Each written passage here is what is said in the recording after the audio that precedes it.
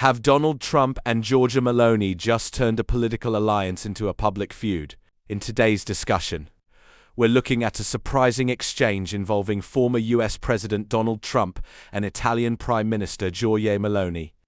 For years, many commentators have viewed these two leaders as political allies who share similar views on a range of issues. That's why this latest clash has caught so much attention.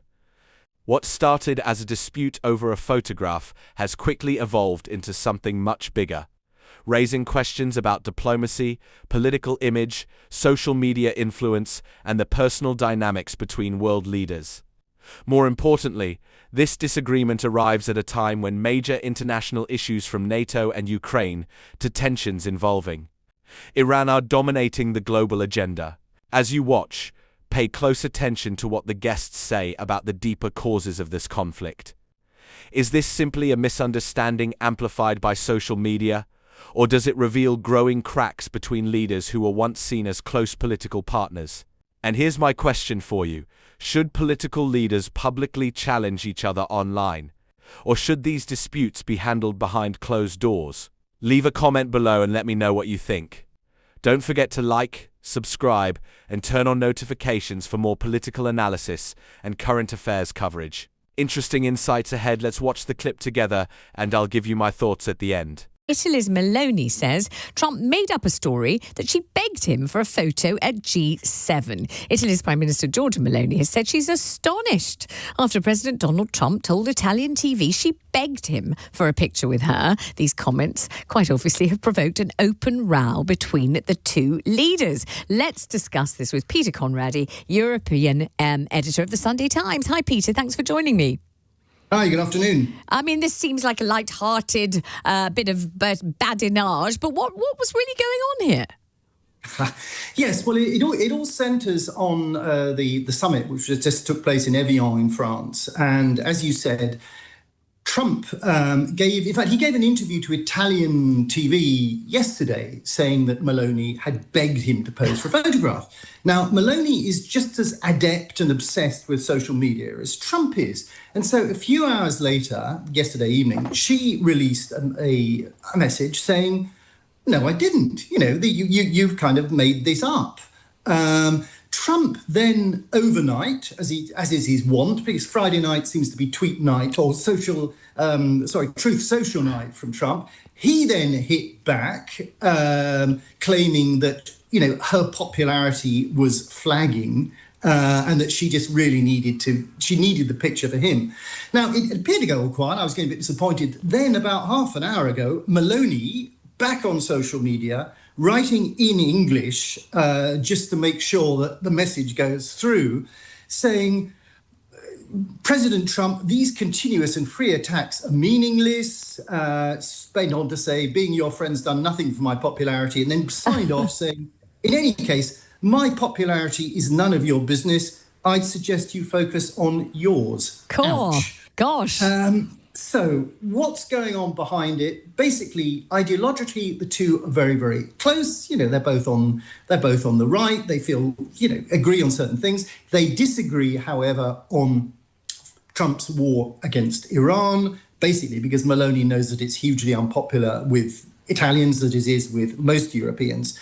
She blocked Trump's access to air bases on Italian territory for use in the attack.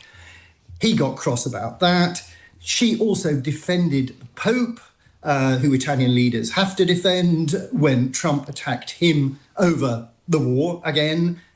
Cue an earlier spat in April, which went backwards and forwards. So, now it's getting on for 6 o'clock in Italy. They're just wondering when Trump's going to counter-attack. And what do you, you're the seasoned Europe editor of the Sunday Times. What do you see going on here? Is this some kind of veiled flirtation or barely veiled? Is this kind of like, Gilbert Blythe taking Anna Green Gables' pigtails and sticking them in the inkwell? Is that what this is? Or is it something else? And what is it, a diplomatic incident? Is it like the rape of the lock? What is going on here? How seriously do we have to take this and what could it result in?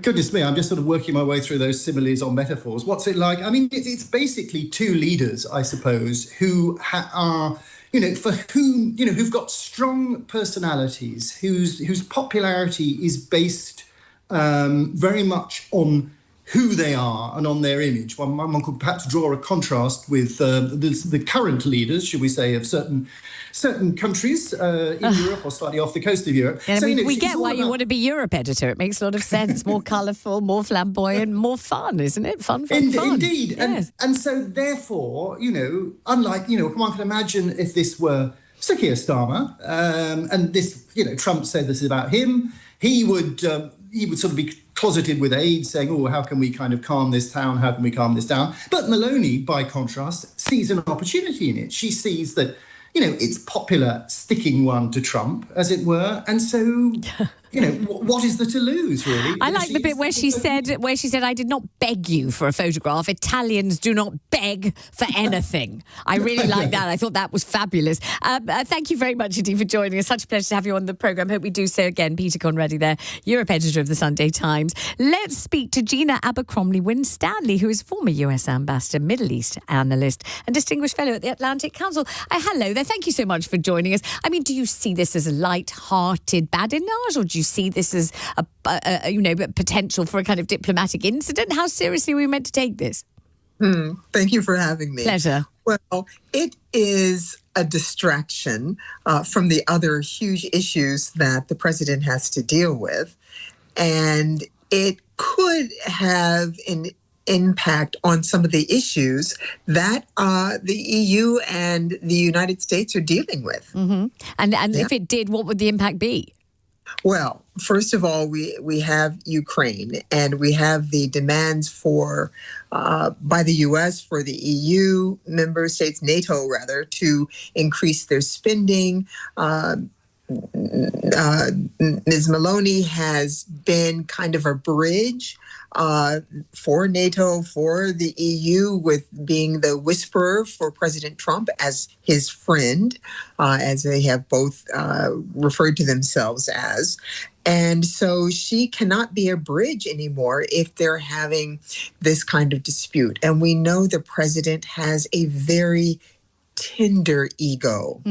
So what I think she's right about is why, other than his personality, would he even put this insult out there? It is unnecessary. It certainly is undiplomatic and doesn't forward the very valued relationship that we have with an EU country and a fellow member of NATO. Well said, Gina. I'm very pleased to have you on the programme. And while we do, let me just run by you the latest bulletin on the Strait of Hormuz, which is that Iran has claimed it'll close the Strait of Hormuz to tankers, citing alleged violations of the ceasefire by the US and Israel. Just your response to that, as we have the pleasure of having you on the show. Sure. Well, the Iranians are correct. It certainly says very specifically that fighting stops on all fronts. It does appear that the Israelis were the first to break the ceasefire, as they did with the first Gaza ceasefire. But the prime minister has an election coming up. He needs to appear to be strong. I'm certain he is very envious of Ms. Meloni's repartee with the president, because he can't afford to do that. The prime minister of Israel cannot afford to do that. And the United States now has to decide, are they going to adhere to this MOU that the president signed and put additional pressure or additional carrots in front of Israel to get them to comply, or did it fall apart? So there we are. Thank you very much indeed. That's Gina Abercrombie-Winstanley there, former US ambassador.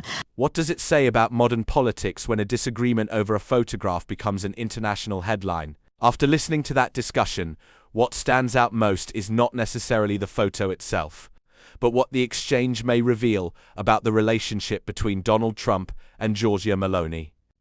Throughout the conversation, the guests suggested that this dispute could be about far more than personal pride. Instead, it may reflect disagreements over larger geopolitical issues that both leaders have had to navigate in recent months. One of the strongest points raised was the idea that Meloni has often served as a bridge between Europe and Trump-aligned politics. If that relationship becomes strained, it could have consequences beyond social media exchanges. Whether those consequences are significant remains to be seen, but the possibility alone makes the story politically relevant. Another notable aspect was the discussion surrounding leadership styles. Both figures were described as leaders who place considerable importance on public image, direct communication, and personal political branding. When two personalities built around strong public identities clash, even seemingly minor disputes can quickly escalate into major news stories. The conversation also highlighted a broader question about diplomacy in the social media era. In the past, disagreements between leaders often took place privately through diplomatic channels. Today, public statements, online posts, and instant reactions can transform disagreements into spectacles that millions of people follow in real time. Perhaps the most interesting takeaway is that neither side appears eager to back down. That suggests this story may not end with a single exchange. Instead, it could become another example of how personal politics increasingly intersects with international relations. What do you think? Was Meloni right to push back publicly, or should she have ignored the comments altogether? And do you believe this is a genuine diplomatic disagreement, or simply political theater? Leave your thoughts in the comments below. If you enjoyed this video, don't forget to like, subscribe, and turn on notifications so you never miss an update. Your support helps us continue bringing thoughtful political analysis and commentary. Thanks for watching, and remember, in modern politics sometimes the smallest disputes reveal the biggest underlying tensions.